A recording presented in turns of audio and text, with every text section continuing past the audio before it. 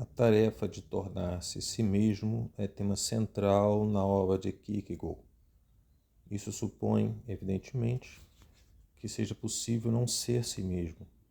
Supõe que o si mesmo possa estar desarticulado consigo mesmo. Esta desarticulação é o que Kierkegaard chama de desespero, e algumas palavras iniciais sobre este conceito podem ajudar na compreensão da angústia. O ser humano é entendido por Kierkegaard como uma síntese de infinitude e finitude, do temporal e do eterno, de liberdade e necessidade. Vivemos na finitude e em suas determinações, mas, ao mesmo tempo, nutrimos sonhos, esperanças e sentidos da ordem da infinitude. O desespero é exatamente a má relação dessa síntese que nos constitui e, consequentemente, uma perda de nós mesmos. Como síntese de elementos polares, o ser humano sempre pode se tornar diferente do que é, sempre tem a possibilidade de recolocar a síntese de um novo modo. É justamente no contexto dessa discussão que o conceito de angústia assume importância. Nos momentos que antecedem uma decisão existencial, percebemos que podemos nos tornar diferentes do que somos. Entretanto, nunca sabemos exatamente como nos tornaremos. Em linhas gerais, essa possibilidade de tornar-se diferente é o que gera angústia.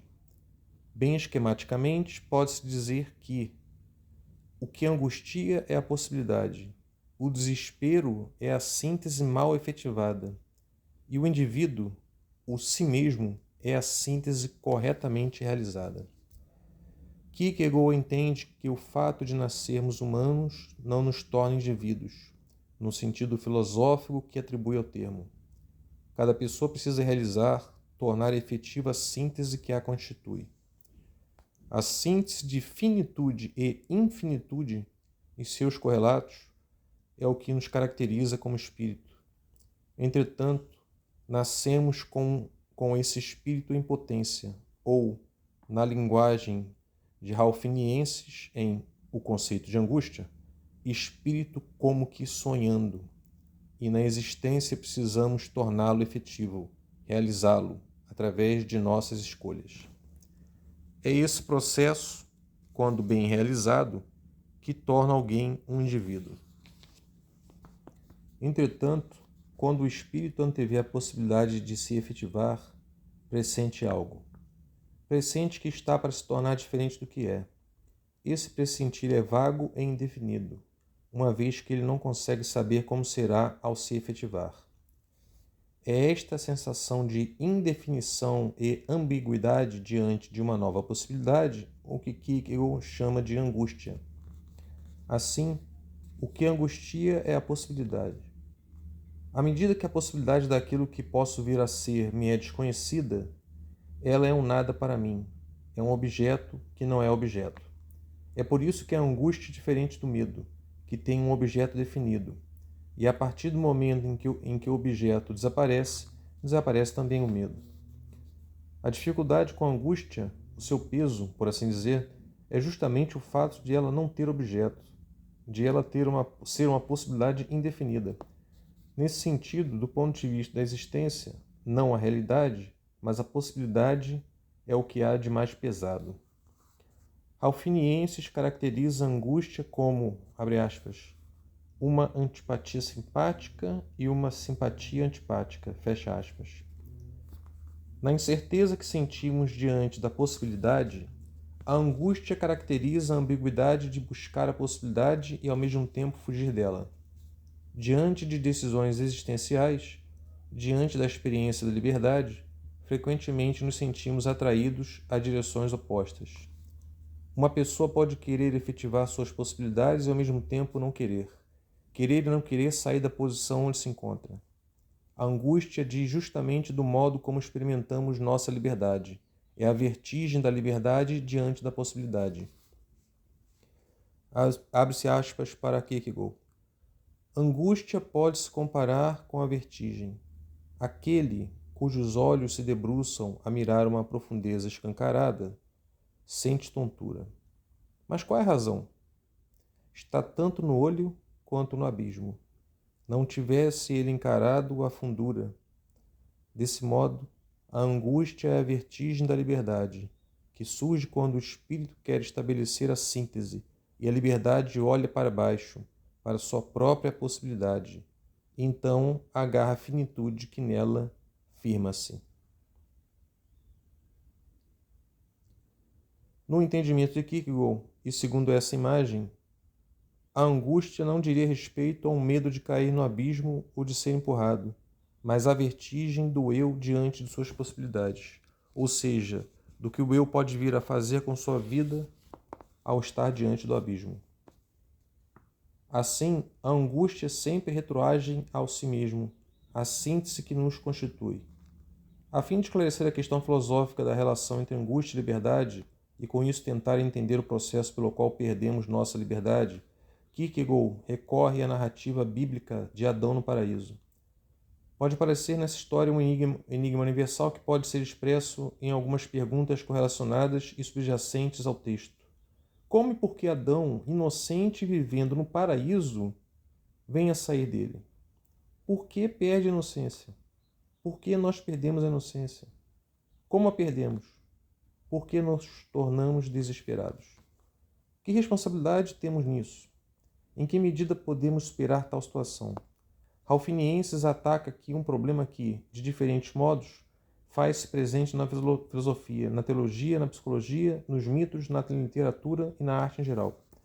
O autor insiste em que, no caso de Adão, a sua passagem da inocência à culpa não pode ser explicada como se ela se desse gradualmente. Nesse sentido, ele critica interpretações teológicas que supunham que Adão no paraíso teria certo desejo que o levaria a efetivar a síntese de modo desesperado. Em terminologia teológica, a concupiscência em Adão o conduziria ao pecado, desembocaria no pecado. Nessa visão, o desejo aumentaria gradualmente, até o ponto de tornar-se efetivamente pecado. O problema de Kierkegaard com esse tipo de explicação é que, assim, a questão de saber quando alguém se torna desesperado ou quando alguém se torna culpado se tornaria semelhante a um paradoxo de Sorites, ou seja, seria como tentar saber quantos fios de cabelo é preciso perder para que alguém se torne careca ou quantos grãos de trigo são necessários para que se tenha um monte.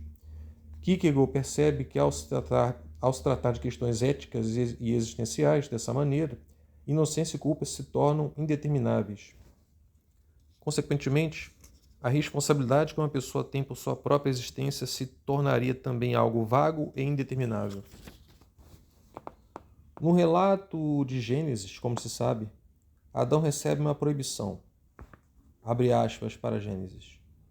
Mas da árvore do conhecimento do bem e do mal não comerás, porque no dia em que dela comeres terás que morrer. Fecha aspas. As interpretações teológicas tradicionais entenderam que essa proibição geraria o desejo de provar da fruta. Ralphiniensis, contudo, vai na contramão dessa psicologia e entende que o que a proibição gera não é desejo, mas angústia.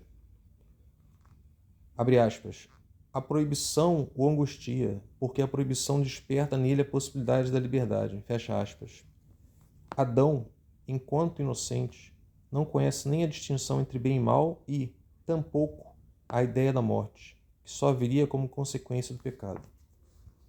Na interpretação de Ralphiniensis, o que a proibição faz é aumentar a angústia, no sentido de aproximar Adão da possibilidade da liberdade, aproximá-lo de uma decisão. Mas, e este ponto é crucial, a angústia não tem em si nenhum conteúdo moral, nenhuma inclinação para qualquer decisão moral. Ela apenas aproxima da decisão, aproxima o indivíduo da experiência da liberdade. Esta é a diferença fundamental em relação à explicação tradicional que, pela via da concupiscência, do desejo, entendia que o indivíduo desembocaria, mais cedo ou mais tarde, no pecado. Ao revisar tal interpretação, estabelecendo a centralidade do conceito de angústia, Ralphiniensis chega a uma conclusão filosófica muito importante. Entende que não há nada no indivíduo que o conduza necessariamente ao desespero, ou, em linguagem teológica, ao pecado, e que toda a responsabilidade pela perda do si mesmo é sempre e irrevogavelmente uma responsabilidade do próprio indivíduo. Kierkegaard percebe que não se pode pensar o desespero como algo determinado, necessário, e ao mesmo tempo querer sustentar a liberdade em relação a tornar-se si mesmo.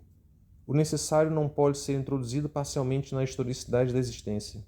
Ao contrário, se ele é introduzido em uma parte, ele se faz presente no todo. Como lemos em Migalhas Filosóficas, abre aspas, caso a necessidade pudesse penetrar num único ponto, não se poderia mais falar de passado e de futuro, fecha aspas. Assim, ou somos responsáveis por nossa existência de ponta a ponta, ou não somos responsáveis. Esses dois aspectos, a responsabilidade pelo próprio desespero, a perda de si mesmo, e a responsabilidade por tornar-se si mesmo, a recuperação do si mesmo, devem ser distinguidos com clareza, mas não podem ser separados. São aspectos indissociáveis no pensamento de Kierkegaard. Através do conceito de angústia, Ralphiniensis não explica o surgimento do desespero, mas apenas descreve a situação de alguém até o ponto imediatamente anterior à desestabilização da síntese. Na sua perspectiva, contudo,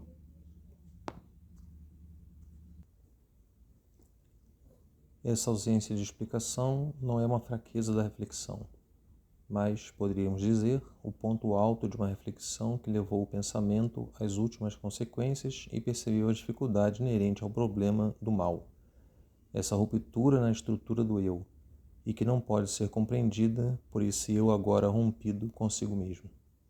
Segundo Vigílios Ralphiniensis, em O Conceito de Angústia, querer explicar pela lógica a entrada do pecado no mundo é um disparate que apenas pode ocorrer a pessoas ridiculamente aflitas por encontrar uma explicação. Fecha aspas. É importante que se compreenda que a angústia não é causa do desespero, mas o sentimento ambíguo diante da possibilidade da liberdade. A diferença entre angústia e desespero é qualitativa, ou seja, uma diferença no nível do ser, e não uma diferença de mais ou de menos. Assim, por mais que a angústia aumente numa pessoa, ela nunca produz o desespero. Para Kierkegaard, pelo menos em relação às questões da existência, o aumento de quantidade nunca gera uma qualidade nova. A angústia não pode ser causa do desespero, o qual não encontra causas determináveis. A angústia aproxima a pessoa de uma decisão, mas por que razão uma pessoa eventualmente toma uma decisão que instaura o desespero é algo que, no entendimento de Kierkegaard, escapa à psicologia.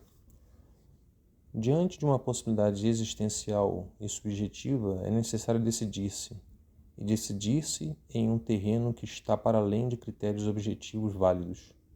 O grande desafio existencial para Kierkegaard parece ser justamente o de aprender a lidar com a angústia, aprender a decidir-se diante da indefinição de uma possibilidade, mas sem desarticular a síntese.